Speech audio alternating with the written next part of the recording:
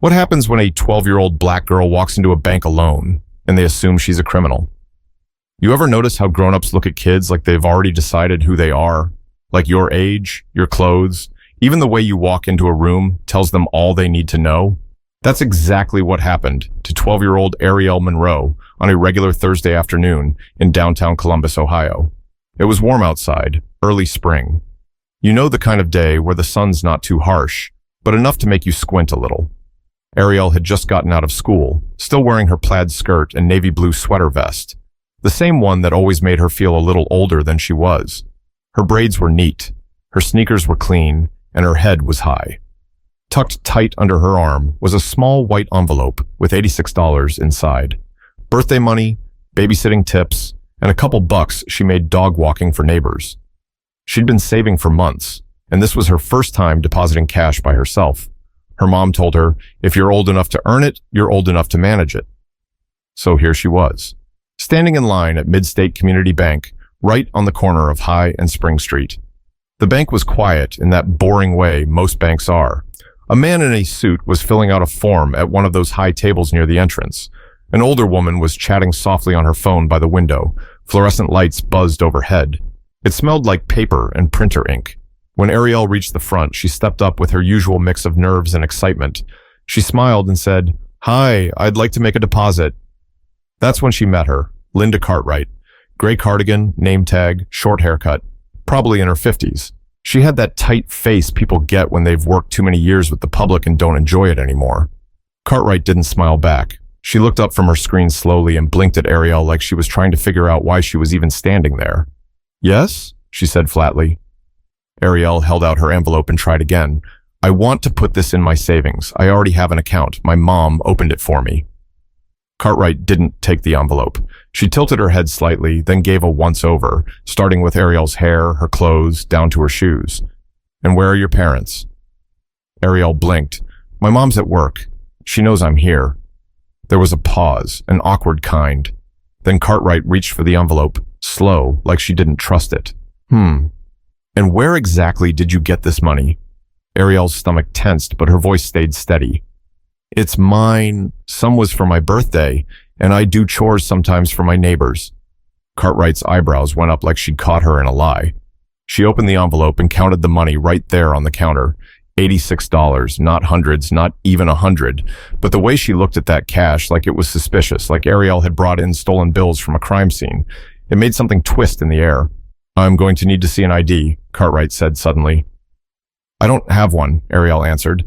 "But the account has my name. It's under Ariel Monroe. My mom set it up. I've deposited before." Cartwright sighed and tapped something into her keyboard. "Without ID, I can't verify anything. You could be anyone walking in here."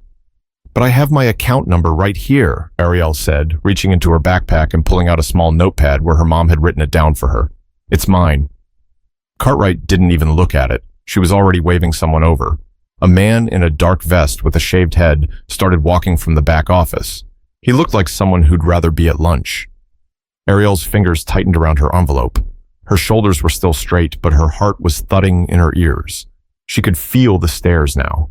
From the guy at the table, from the woman by the window. Her hands felt too big. Her voice felt too small. But that was just the beginning. The man in the vest stepped up beside Ms. Cartwright and gave Ariel a once-over. He wasn't angry, just detached, like this was some routine matter. "This the young lady?" he asked. "Yep," Cartwright replied without looking at Ariel. "Came in trying to deposit cash, no ID. Claims it's her account. Something doesn't feel right. Something doesn't feel right."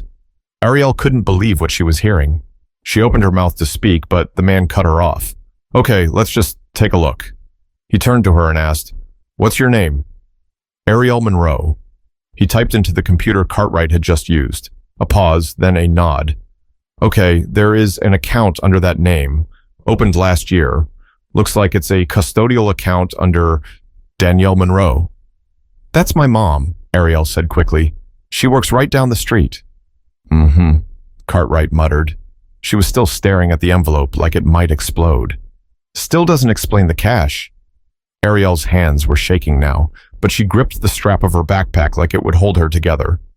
"I already told you it's for my birthday. And I do dog walking and babysitting sometimes, just around the neighborhood.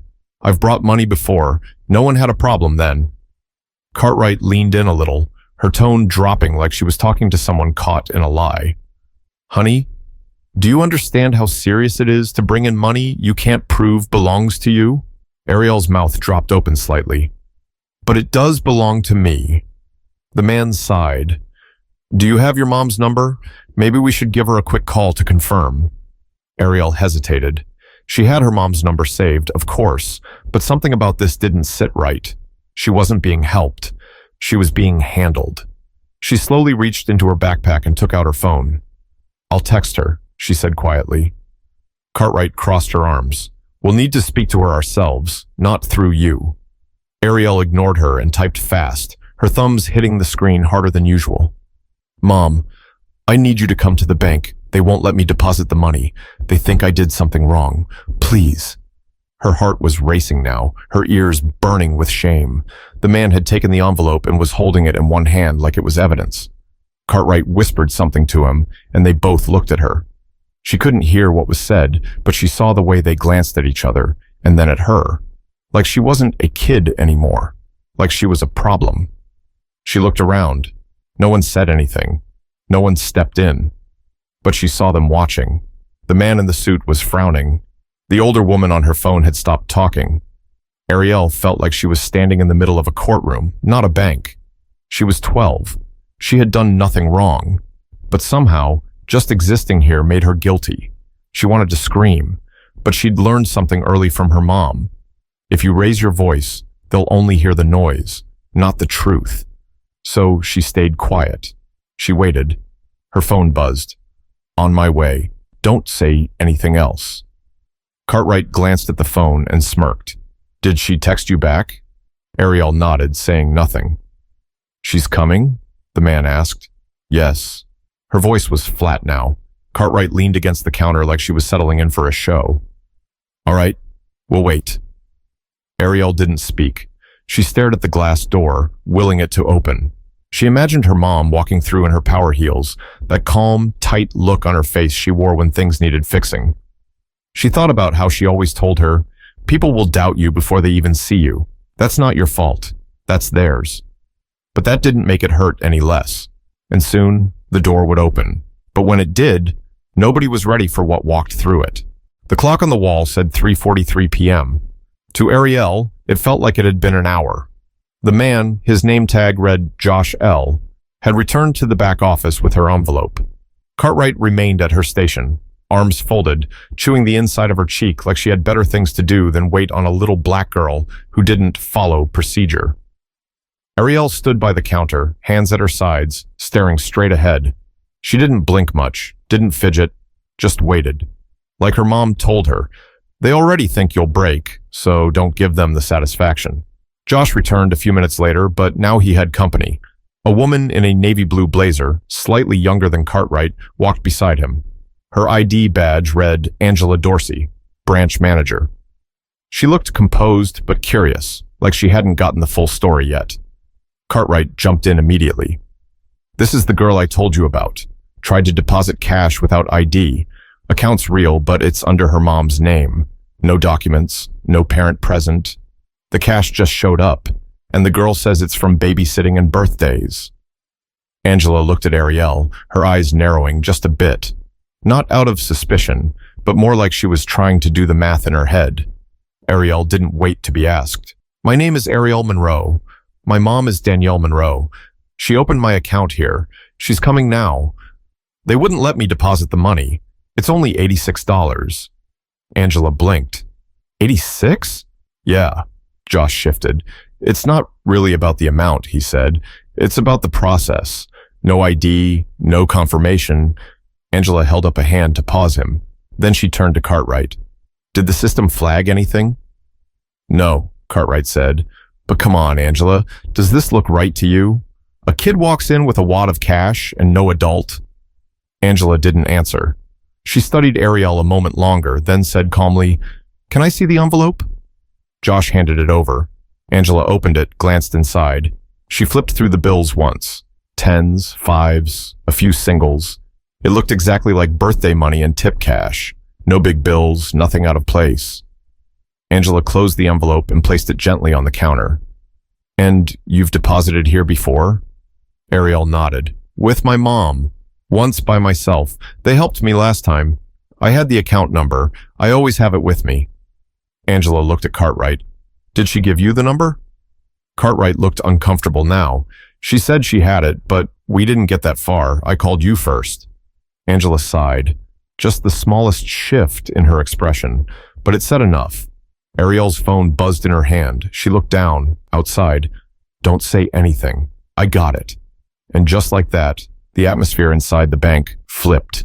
The glass doors opened with a hiss, and in walked Danielle Monroe, black heels clicking sharp against the floor, navy pantsuit tailored like it was made just for her, curls pinned into a high bun, phone still in her hand. People turned. The man at the table stopped writing. The woman by the window adjusted her seat to get a better view. Cartwright didn't know who she was yet, but Angela did. Her posture straightened. Ms. Monroe. Danielle raised a single hand as she approached, slow and deliberate, eyes only on her daughter. You okay? She asked, her voice calm but charged. Ariel gave the tiniest nod, but her eyes were glossy. She didn't trust her voice. Danielle turned to the three adults behind the counter. Her eyes moved from Angela to Josh, then landed on Cartwright. Someone want to explain to me why my daughter just texted me in tears? Angela opened her mouth, but Danielle didn't give her the floor yet. She kept her voice even, controlled. $86, that's what we're talking about, correct? Angela nodded slowly. Danielle looked at Cartwright. And you believed that was suspicious? Cartwright's lips parted, but nothing came out. Danielle said quietly. Interesting. And what she said next would shift the entire room. But it was how she said it that would leave everyone stunned. Danielle Monroe didn't raise her voice. She didn't slam her hand on the counter. She didn't need to. She stood with one hand in her pocket, the other resting lightly on the edge of the desk, that quiet, unbothered stillness of someone used to commanding boardrooms and correcting people without breaking a sweat. Cartwright finally found her voice. Ma'am, with all due respect, your daughter came in unaccompanied and attempted a deposit with no identification. We followed protocol. Danielle turned to Angela. Is that true? Angela hesitated. There was a concern about verifying the funds, but Danielle cut in, still calm. Angela, right? Yes. I'm familiar with you. I've seen you at the Chamber of Commerce events. Angela nodded slowly. I've deposited here. My assistant uses this branch regularly. My daughter has deposited here before. This is not her first time in this building. So what exactly changed today? Cartwright stepped in again. She was alone. She's a child. She's 12, Danielle said, still not looking at her. She's 12, and she had an account number, a deposit, and a name that matches the account. What more would you have asked if her skin looked different? Cartwright's face flushed. That's not fair. Danielle finally turned to face her directly. You're right, she said. It's not fair, but it is real. Josh stepped forward, trying to mediate. Look, it's not personal. We have rules. We're just trying to protect customers from potential fraud. We didn't know who she was. Danielle stared at him for a beat, then tilted her head. She told you her name. You confirmed the account. You counted $86. You had no red flags in the system. So tell me, what fraud are we protecting her from? No one answered. Danielle took out her business card and laid it flat on the counter. Danielle Monroe, CEO of MobiMind Technologies, headquartered 6 blocks from here, one of the fastest growing firms in the city. You've probably seen the billboards. Cartwright's eyes widened. The name clicked. Danielle looked at Angela. When a child like my daughter walks into your bank and is treated like a threat, that tells me one thing. You see her skin before you see her value. You saw a little girl with braids and assumed her cash was suspicious. $86. She paused. You know how many times she cleaned up after someone's pet for that money? How many Saturdays she gave up? That money wasn't just cash. It was her effort. And you reduced her to a risk. Angela swallowed hard. Ms. Monroe, I apologize. I truly do. I wasn't here for the initial interaction, but you're the manager, Danielle said. So the culture here, the way she was treated, that's yours to answer for. Silence. No more tapping keyboards, no more side-eye glances from across the room. Everyone was watching now. Everyone felt it. Ariel stood a little taller next to her mother. She didn't say anything. She didn't need to. Danielle looked at her daughter. You did everything right. Then she turned back to the counter. And she deserves to be treated like she belongs here. Because she does. Angela nodded slowly. Would you allow us to correct this? I'll personally help her with the deposit now. Danielle gave a slight nod. Good, and I'll be moving all 3 of our accounts to a different bank tomorrow. Angela looked like she wanted to speak again, but knew better. Cartwright kept her mouth shut. Josh quietly returned the envelope to Ariel and gestured toward a new counter. But the room didn't move the same after that. People were whispering now, not because Danielle made a scene, but because she didn't. She didn't need to shout to be heard, and somehow, the silence she left behind said more than any speech could. Angela escorted Ariel to a different window, trying to mask the tension with polite small talk. Let's get you taken care of, sweetheart. Ariel didn't smile. She wasn't being rude. She was just tired. Tired of pretending she didn't hear the tone, the assumptions, the doubt. Tired of being polite when people weren't. She slid the envelope across the counter and handed over the small notepad with her account number written in her mother's handwriting. Angela processed the deposit with fast, nervous clicks on her keyboard. There we go. All set. You've got $86 added to your account. Ariel nodded once, took the receipt, and walked back to her mother without a word. Danielle turned to go, but Cartwright, clearly shaken but still holding on to something, spoke up. Look, I was just doing my job. I would have questioned any kid who came in alone with cash. Danielle turned slowly, took one step forward, and looked Cartwright in the eyes. Say that again, she said. Slowly. Cartwright's mouth tightened. I said, I would have done the same for any child. Danielle held her gaze. No, you wouldn't have. Cartwright tried to hold her ground. You can't prove that. I don't have to, Danielle replied, because you already did. Cartwright's face twitched. She looked around, suddenly very aware of the eyes on her, her co-workers, customers, strangers who were now witnesses. Danielle leaned forward just slightly. Do you know how many times I've heard that excuse? I treat everyone the same. But somehow, we're always the ones getting treated like this. First to be doubted, first to be questioned, first to be watched. Cartwright said nothing. You didn't ask for ID because of the deposit. You asked because of the person. And you thought, she's just a kid. What's she going to do about it? But you didn't plan for the mother who was going to walk through that door. Ariel stood beside her, silent, strong, watching, learning. Josh cleared his throat behind the counter. Ms. Monroe, we understand this has been a situation, and we'll be filing a report. Danielle didn't even turn to him. That's your choice. Mine was to come here in person and show my daughter what it looks like to defend yourself without losing your dignity. She looked around the room, speaking loud enough now for everyone to hear. If this is what protocol looks like, then the protocol is broken, because there's nothing normal about embarrassing a child for trying to save money she earned. Angela looked like she wanted to disappear into the floor. Cartwright looked smaller now, less sure, and that was the point. Not to destroy them, but to make them see, to feel what they so casually passed onto a child. Danielle turned to Ariel. You ready, baby? Ariel nodded. Her shoulders had dropped back into place. As they walked out, the woman by the window, who had been watching the whole time, stood up and approached the manager quietly. I just wanted to say, she said, that Mother handled that better than I would have. Angela gave her a stiff smile. We'll be reviewing how this was handled. The woman gave a short nod and left. Outside, Danielle and Ariel stepped into the sun. It was the same as when she arrived, but something felt different now. Ariel looked up. Were you mad? Danielle glanced down. Not mad, just tired. And tired means I don't let things slide anymore. They walked down the street together, hand in hand. You didn't yell, Ariel said. Danielle smiled. Didn't need to. People hear truth better when it's calm, and they feel it longer. Ariel was quiet for a moment. Can I still come here by myself? Danielle looked ahead. You can do anything you want. But now you know. Just because someone's behind a counter doesn't mean they're always right. You have a voice. Use it. Because silence keeps you safe, but truth makes you seen. The next morning, the branch manager sat in her office, the door closed, but the atmosphere heavy. Angela had barely slept. Not because of a formal complaint. There wasn't one.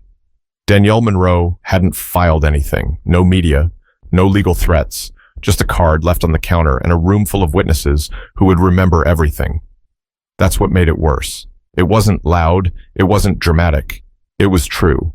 And truth, spoken quietly, has a way of echoing long after people leave the room. At her desk, Angela opened an email marked Account Transfer Request. 3 accounts, personal, custodial, business, all with the Monroe name, all gone. Across town, Danielle and Ariel were sitting together at a different bank, one with tellers who smiled without scanning, one where Ariel's account was updated in minutes. No lectures, no suspicions, no side eyes. As they walked out, Ariel asked, "Why'd you take your business somewhere else instead of reporting them?" Danielle looked at her. "Because I don't owe anyone the burden of educating them. That's not our job every time. Sometimes the loudest message is where you decide to put your time, your energy, your money." Ariel nodded slowly, letting it sink in. Danielle continued, "People think respect is earned, but for us, it's often denied until we prove we deserve it. I'm not waiting for someone to catch up. Respect is non-negotiable." They reached the car. Ariel looked at her mom with a different kind of admiration, not the kind that comes from titles or paychecks, but from clarity, from knowing who you are and refusing to shrink. At the original bank, Cartwright clocked in, still tight-lipped but quieter now. Her coworkers avoided eye contact, not because they blamed her, but because they knew. They'd seen it too. They just didn't say anything. That silence was its own kind of guilt. That day, 3 other customers closed their accounts. No speeches, no headlines, just choices. Choices that said, "We saw what happened, and we care who you treat like they don't belong." Later that evening, Ariel sat at her desk, counting the few dollars she'd earned helping an elderly neighbor with groceries. She tucked them into an envelope, then paused and pulled out a Sharpie. She wrote in big letters, "For deposit only, Ariel Monroe." And underneath, "Earned, legit, deserves respect." She smiled to herself, slipped it into her backpack, then zipped it tight. Because next time she wouldn't be coming in unsure, she'd be walking in ready. There are a lot of Ariels out there. Kids who do everything right and still get treated like they don't belong. This story isn't just about a bank. It's about how easy it is for grown people to forget what bias looks like when it wears a smile and a name tag. If you're watching this and you work with the public, especially kids, remember, how you treat someone when no one's watching says more about you than any company policy ever could. Check your assumptions. Listen before judging. And don't make respect conditional. If this story hits something real for you, share it. Because silence won't change anything. But truth, when spoken out loud, just might.